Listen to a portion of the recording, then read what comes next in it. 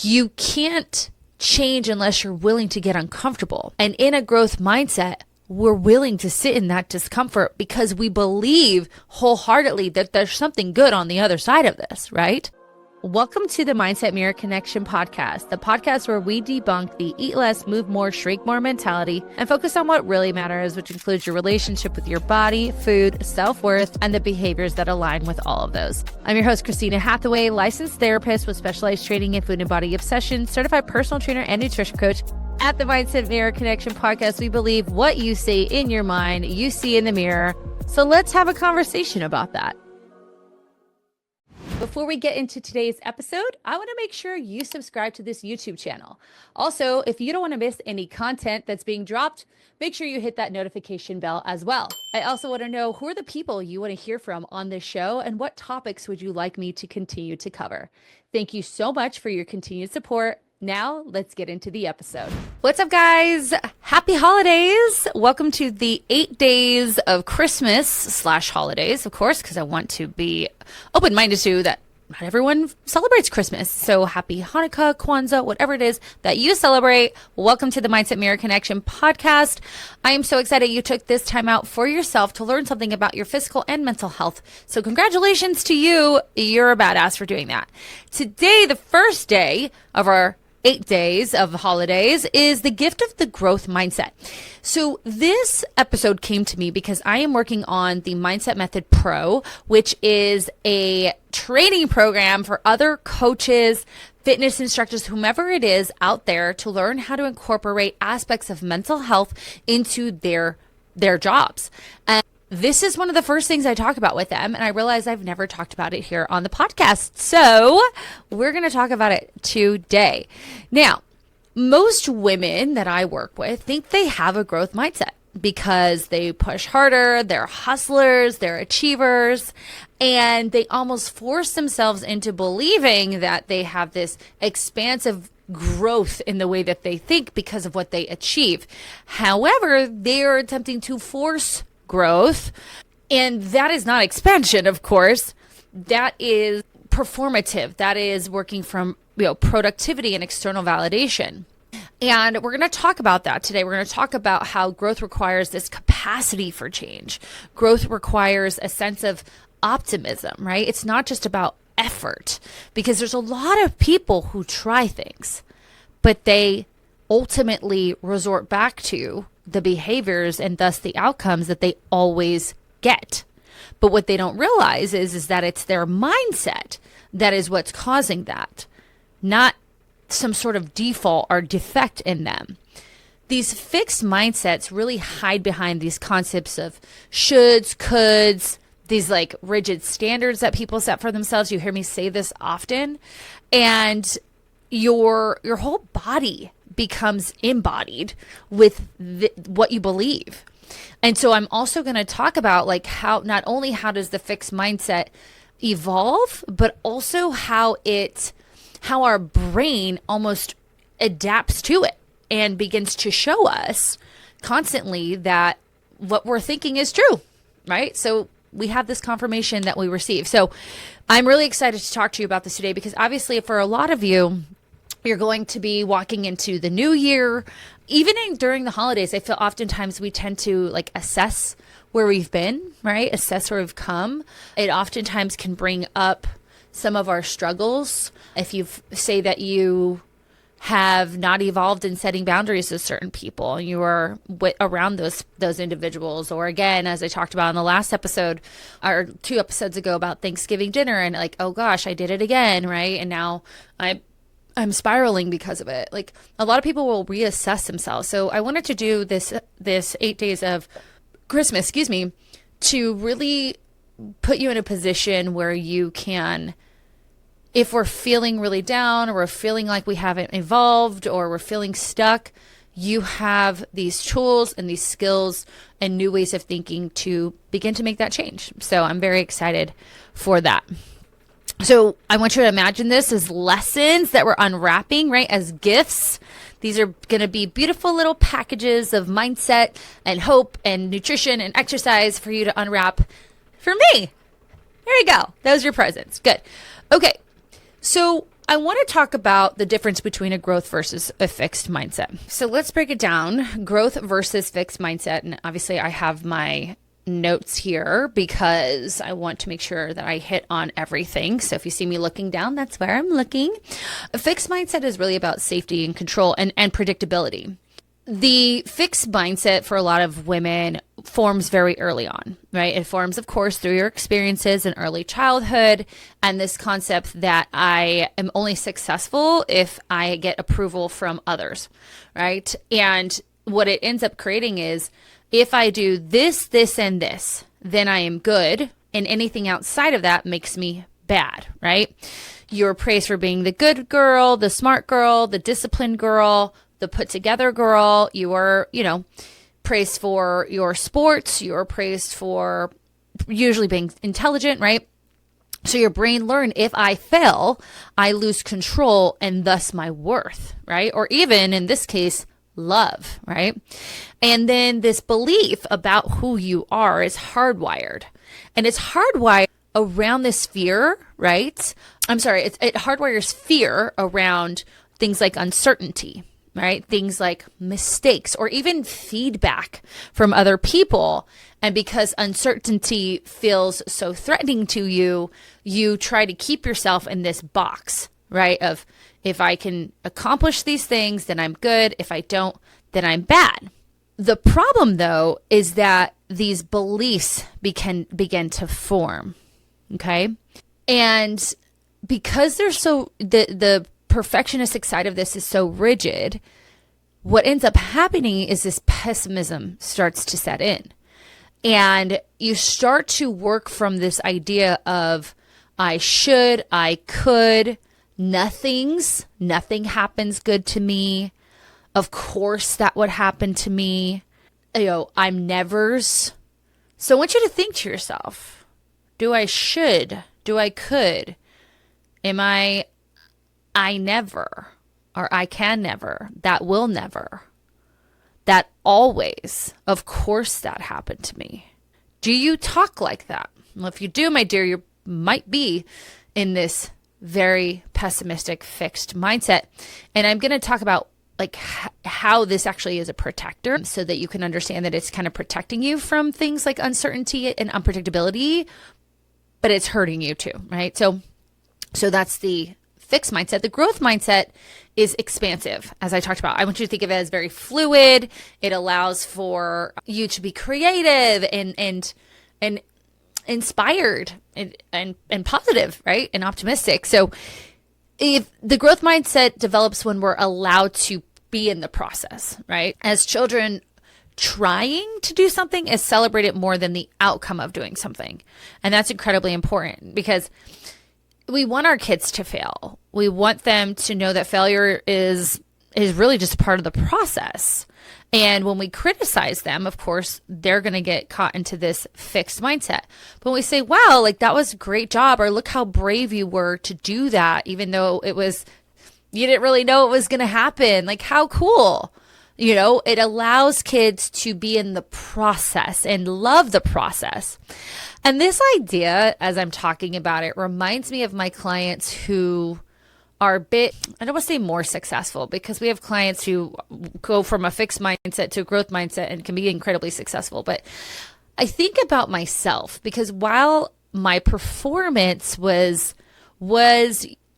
used in a way to bring joy to my parents, I was allowed to make mistakes.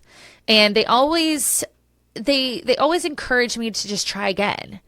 And my dad would always say to me, like, I know you're going to get it. You always do. Right. Now that is pretty fixed, but even that, like, what I knew he meant by that was like, I've seen you before struggle with something, and I've seen you go through the process and figuring it out. Right. Or, in certain situations like snowboarding, I'm still trying. Right. So the women who tend to get stuck in the outcome and putting that outcome in, creating their worth around that outcome really do struggle in creating change more than the women who focus on the process. So I just wanted to put that in there. What happens is when we do struggle in our upbringing, our parents are like, it's okay. Like, let's figure out a new way. What we do is we learn that discomfort doesn't equal like danger to us. Discomfort is a part of the process. Discomfort is a part of change. But for so many women, discomfort is death. They're so afraid of being uncomfortable rather than just looking at it as data. It's information coming in. And I say it all the time, you can't change unless you're willing to get uncomfortable. And in a growth mindset, we're willing to sit in that discomfort because we believe wholeheartedly that there's something good on the other side of this, right? So over time, that creates this body and brain relationship rooted in curiosity and creativity, in optimism, not this protection, which, as I said, the fixed mindset is very, very protective. So let's talk about how does our brain then solidify what we're thinking?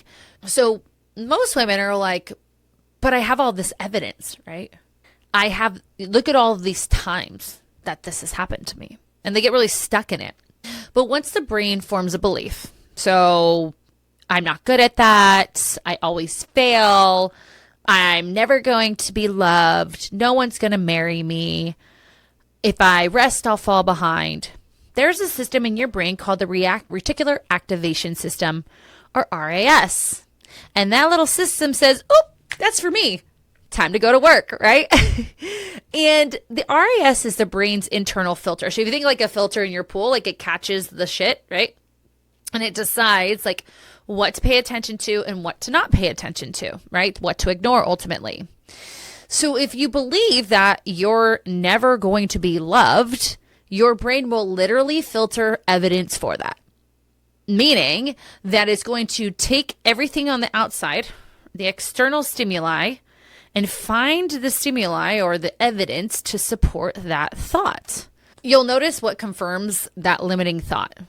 And you'll notice it more and more and more. And what we're not noticing is what challenges that limiting thought, right? So like our brains are literally designed to believe what we think. That's why I say all the time, all these other programs out there who are trying to change behavior and not focusing on cognition or belief, we're really missing the mark here, because our brain is designed to focus on what we believe. Our beliefs dictate our behaviors, not the opposite. But a lot of people have that wrong. And for good reason. They're not therapists, right? They don't do, or maybe they're PhDs and they research, but when people research something, they focus on like a very niche thing that they're researching. So they get very like tunnel vision. Whereas your girl reads and, research. I read all the research. I shouldn't say all the research, but, I'm open. I have a growth mindset around what things should be. Anyway, so an example of this, of course, is like, say that you're having a really bad body image day, or like a really bad, what you believe is, I'm having a bad hair day. Fixed mindset, right? Having a bad hair day, and every mirror you look in, you're like, my fucking hair. But then like 5 people are like, oh my God, I love your hair today. And you're gonna be like, oh, it's so dirty, or oh, it's just blah, blah, blah, right? You're going to, even though you're getting this feedback that you're having a good hair day, you're going to decide that it's not, because every mirror you look in, your brain's going to find like, I don't know, that one piece of hair that's out of whack and be like, oh, it's so gross. Your fixed mindset only registers that criticism from the mirror, from yourself, from maybe someone says a statement that has nothing to do with your hair, but your brain says, oh, they're talking about your hair. Or you hear people laughing in the background and you're like, oh, they're laughing at my hair. Take it in, guys, because y'all know what I'm talking about, right? And when it comes to like health and wellness, this happens all of the time. All of the time. The fucking scale, okay? The fucking scale. I have a client right now whose body's been through the ringer. She was perimenopausal pre-pregnancy, went through IVF, postpartum, and perimenopausal. So now we have these crazy hormones now is going on menopausal hormone therapy. And throughout her beginning of working with us, she was reverse dieting and starting to strength train for the first time. You're a woman who makes it all happen. The deadlines, the deals, the demands. You're disciplined, capable, and results driven. But lately, it's taking a lot more effort to feel like yourself. You're still achieving. You're not thriving. And deep down, success shouldn't cost your energy, your focus, or your peace. You don't need another plan. You need a strategy that matches your ambition. You've built a life around achievement, but no one ever taught you how to sustain it. Most high-performing women are operating with fractured systems. Great work ethic, but poor recovery. A strong body, but an overwhelmed mind. A plan for success, but not for longevity. You don't need more hustle. You need alignment. Your nervous system, nutrition, and training working with you, not against you. Hi, I'm Christina Hathaway, founder and CEO of The Mindset of Matter, a company built to help ambitious women master high performance from the inside out. I have a master's degree in marriage and family therapy with specialized training in food and body obsession, certified personal trainer and nutrition coach who spent over 15 years helping women reprogram their relationship with achievement, food, and their body that they lead from. I integrate clinical psychology, behavioral science, and performance physiology to create what most programs miss: a complete strategy for mental clarity, physical resilience, and sustainable success. This isn't just life coaching. This is human performance training for elite women, where therapy meets science and strategy meets embodiment. This Black Friday, I'm opening a limited time opportunity to work with me directly, offering $775 off our 6 months one-to-one mentorship. This is a personalized, high-touch transformation program where therapy meets training and nutrition. We'll rebuild your energy, your metabolism, and your mindset so you can lead with clarity, confidence, and strength that lasts. Or also $775 off our 6-month group mentorship with Coach Liv, with my direct oversight and involvement in monthly calls. Same science-backed framework delivered in a community for women who want accountability, precision, and power alongside other overachievers. There are no strict meal plans. There's no hustle culture. There is no one-size-fits-all routines. You'll get an evidence-based system that blends therapeutic insight to regulate your nervous system and rewire your relationship with yourself, nutrition strategy to fuel your focus, stabilize your energy, and restore metabolic health, performance training that builds strength, stamina, and resilience without sacrificing your recovery. Because structure isn't the enemy, misalignment is. When your body and mind are optimized, you don't just get results, you keep them. This is the blueprint for you to become unstoppable. This Black Friday offer is open for a limited time only. When it closes, it closes. No extensions, no exceptions. If you're ready to stop settling for functioning and start operating at your full potential, this is your power move. Because wellness isn't self-care, it's a performance strategy. And the women who understand that, they don't just succeed, they lead this standard. The Mindset of Matter, where therapy meets physiology, where high-achieving women come to lead stronger, think clearer, and live with unmatched power. We recently put her in a cut, and there were some things that stood in the way of her losing weight because she travels a lot, but she was getting really fixed on, and losing weight on the scale, I should say. She was getting very fixed on the scale, right? Only focused on the scale. I'm not losing weight. I'm not losing weight. I'm not losing weight. Even though her photos looked amazing, she was getting stronger in the gym, right? Her measurements were changing, but none of that registered to her because she was fixated on the scale. And if the scale does not change, then nothing is changing, right? Which was absolutely not true. So ask yourself, do I do that? A lot of you do that with the scale. And I will say, there are some clients that I have that the scale gets stuck for long periods of time.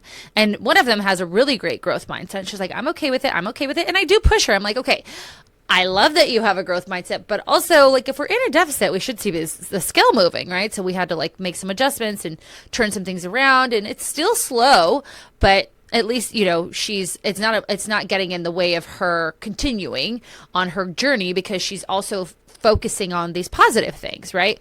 But just coming back to everything, what I'm talking about is confirmation bias, right? That's another way of thinking of it. It's the wiring of your brain. And really it's a protective mechanism, because if we took in every piece of stimuli that we have, we would be overwhelmed.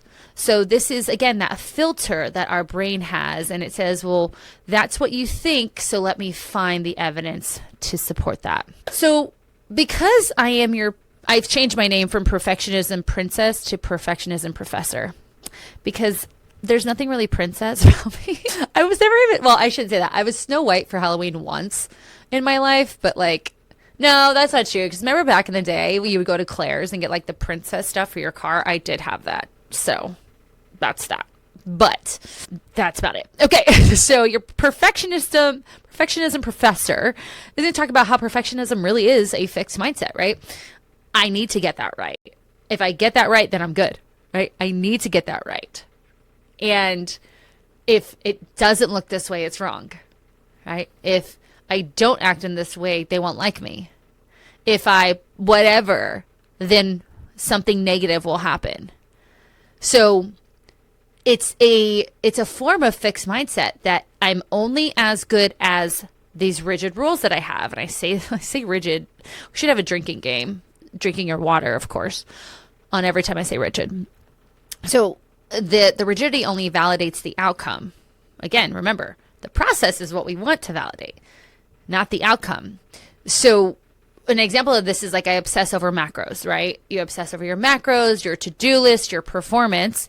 That's your brain trying to avoid uncertainty, right? Unpredictability. It gets very rigid and says, I'm only good if I can check off the list, hit the macros, I have a lot of clients who are like this. I talked to one this morning. I have to hit the same weight and reps as I did last time. And if I go above that, then I set a new precedence and I have to now hit that. And if I don't, something is wrong with me. Now, what's interesting about this is a lot of these behaviors are symptoms of neurodivergence. And this sense of predictability that we need with a brain that's kind of bouncing all around. And I'm going to have an expert come on to talk about this. She and I have been things have gotten in the way. You guys know her, Coach Deanna, who used to work for me. Because I think it's so important. I think a lot of us are walking around neurodivergent and don't realize it. And that's why we get so fixated on so much shit. So I digress. But coming back to realizing that perfectionism is a form of fixed mindset is really, really important, because we think perfectionism is this sense of growth and like it's honorable to be perfectionistic. It is not. It's very, very, very limiting. And growth honors, again, that process. It honors experimentation. That this whole diet and exercise is an experiment, right? There's a set way that we used to think, like, if it fits your macros, like that's the way to lose weight, but that's not true. For a lot of people, there are so many other variables that we need to deal with before even trying a calorie deficit, right? And that experimentation is incredibly important. Now, yes, the law of thermodynamics is like the law of gravity. Calories in versus calories out. However, there are still variables that can cause the body to feel unsafe to let go of calories, right? So it's experiment, right? And also growth mindset allows us to start to trust our body and like listen to our body's feedback. And it allows us to create internal validation rather than external validation. And it allows us, again, to live in that kind of flexible, in the middle process rather than outcome-based. Now, as I mentioned, I was going to talk about like pessimism is really a protector, right? And I talk about protectors all of the time because I follow an IFS theory of therapy, which is internal family systems, that says we have proactive protectors and reactive protectors. And so pessimism is a proactive protector. It says that if I look for all of the things that can go wrong, if I look for the worst case scenario, then I will avoid it. Makes sense, right? I used to say when I was young, well, if I hope for the worst, and then I'm prepared for the worst. But if I get better than the worst, then great. But it brought me a lot of anxiety. So what ends up happening is that say that in your childhood, like we talked about, you had these feelings that you disappointed people because of the feedback that they gave you, the lack of love, the lack of praise that they gave you. Your body remembers that, right? And it braces you for that disappointment because it feels really bad. Because when you don't disappoint them, it feels really good, right? So anything opposite to that feels really bad. And the body remembers that. It remembers that failure. It remembers that rejection. It remembers that burnout. And that pessimistic voice in your head says, what if it doesn't work? What if they don't see me, right? It's a protector to the pain, the shame, the guilt that you experienced, right? And we're avoiding, by not putting ourselves in position of growth, of trying, we're avoiding what we're fearful of, what's happened to us in the past. But we're also avoiding growth. We're staying stuck, right? A lot of these proactive parts are very young. You guys have heard me say that before. They're stuck. I just did some IFS work over the weekend, and my little part was 3 years old. You guys will be happy to know I did some work on my hyper independence part. Yay! A subset of that part, but it was crazy. I love this fucking work, and I work with my own IFS therapist and my husband. We do it together. It's freaking awesome. It was so good, you guys. Maybe I'll talk about that later. Anyway, okay, so when we can look at this pessimism as like, okay, this is protecting me, right? If you start to become pessimistic, that's a cue. I'm needing protection right now. Why? What is it that I'm needing protection from? That curiosity, right? Because remember, a growth mindset has an aspect of curiosity. Why am I feeling this way? What am I afraid of? I'm afraid of disappointment. I'm afraid of rejection. Then you could start having a conversation. Well, if I was to get this wrong and someone rejects me, like, is that a me thing or a them thing? Right?